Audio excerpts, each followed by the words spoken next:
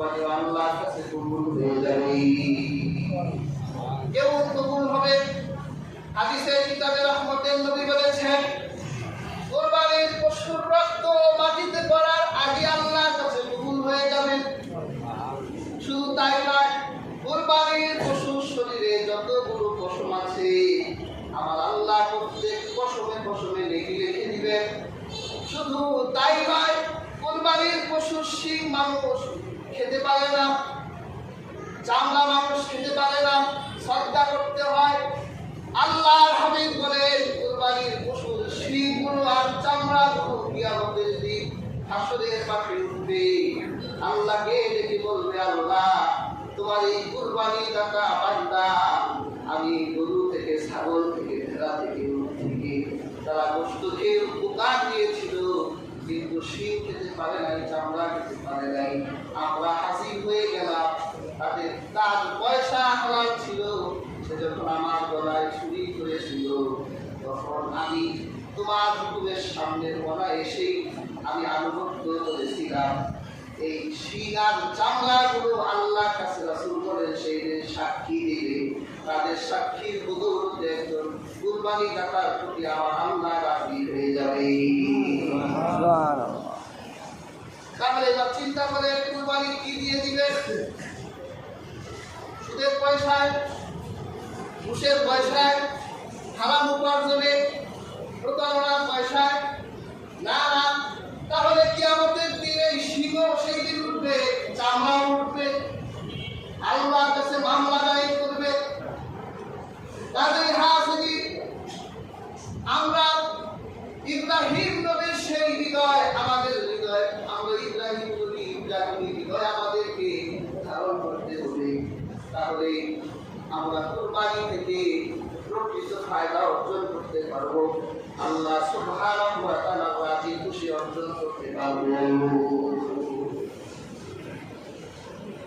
রহমতের নবী কুরবানি দাতা কিছু আদব শিক্ষা দিয়েছে।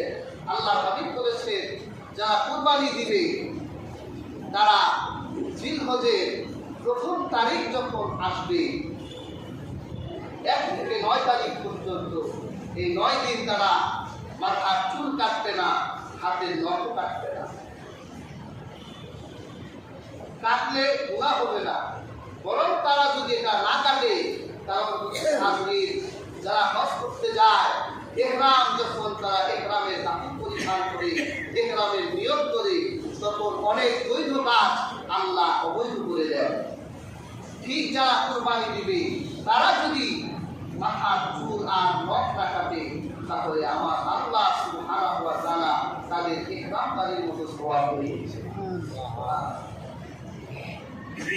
রাহমাতুল লিল আলামিন হাদিসে নববীতে বলেছে। আর আল্লাহর হাবিব যেরকম পশু পছন্দ করতেন তার উম্মতে ওই রকম পশু পছন্দ করা উচিত। যে কোনো পশু পছন্দ করলেই হবে, কিন্তু রাহমাতুল লিল আলামিন এমন পশু পছন্দ করতেন। হাদিস নববীতে এসেছে, হযরত মা আয়েশা রাদিয়াল্লাহু তাআলা আনহা বলেছেন যে আল্লাহর হাবিব এমন পশু পছন্দ করতেন যেই পশু কালোতে দেখে, কালোতে হাঁটে, কালোতে বসে।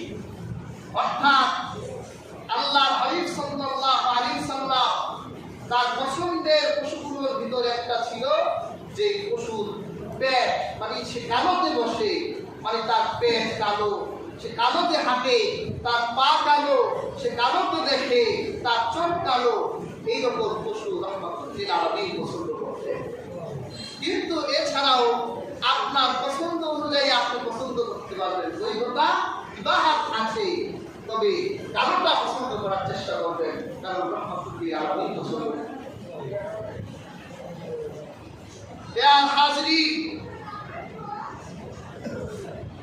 আল্লাহর হাবিব সাল্লাল্লাহু আলাইহি ওয়াসাল্লাম কুরবানির পশুগুলোকে চিহ্নিত করার জন্য মালা পরিধান করাতেন।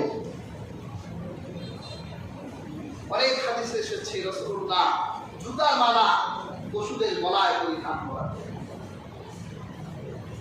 আরেক বর্ণনায় হযরত মা আয়েশা রাদিয়াল্লাহু আনহা বলেছেন, কুরবানির সময় এসে গেলেই রশি করতাম, পশুদের মালা তৈরি করতাম, রহমতুল লিল আলামিন সেই মালাগুলো কুরবানির পশুদের গলায় পরাই দিতেন, যাতে মানুষেরা দেখলে বুঝতে পারত যে এটা কুরবানির পশু। কাজে হাজির মালা কিনে রাখবেন, তাহলে এটা আনন্দ উৎসব।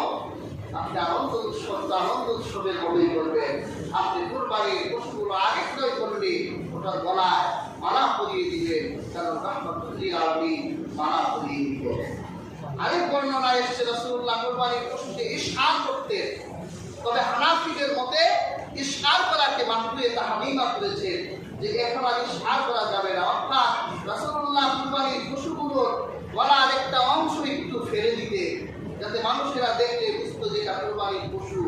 ইমাম শাফি এবং 3 ইমামের মতে ইশআর করাকে সুন্নাত করেছে, কিন্তু ইমাম আবু হানিফা রাহিমাহুল্লাহ হানাফি মাযহাব মতে ইশআর করাটা মাকরুহে তাহরিম, কারণ রহমতুল লিল আলামিন ইশআর করা ছাড়াও অন্য পথ অবলম্বন করেছিলেন।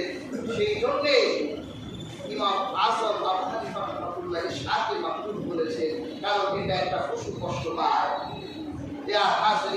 এজন্য আমরা পশুকে ইশআর করতে বলি না, মালা পরিধান করাবে, মালা পরিধান করাবে।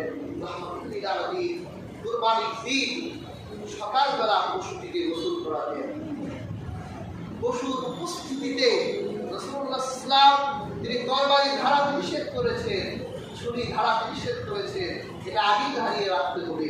এরপর রহমতুল লিল আলামিন তিনি হাদিসে পাকে এসেছে, আল্লাহ রাসূল তার ছোট প্রাণীগুলো ছাগল, দুম্বা, ভেড়া এগুলো জবাই করতে গেলে রাসূলুল্লাহ কারো সহযোগিতা নিতেন না, নিজে একাই সময় দিয়ে কুরবানি করেছেন।